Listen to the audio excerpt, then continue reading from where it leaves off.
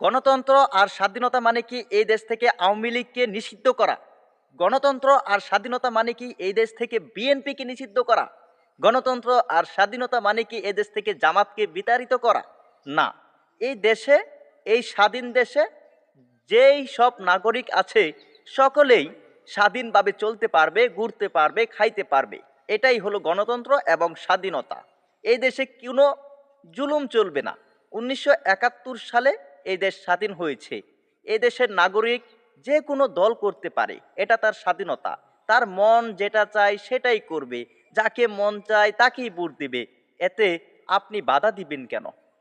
একজনের মোবাইলে বঙ্গবন্ধুর ছবি থাকতেই পারে, আমার মোবাইলে জিয়ার ছবি থাকতেই পারে। তাই বলে কি আমি বিএনপি? তাই বলে কি আমি আওয়ামী লীগ?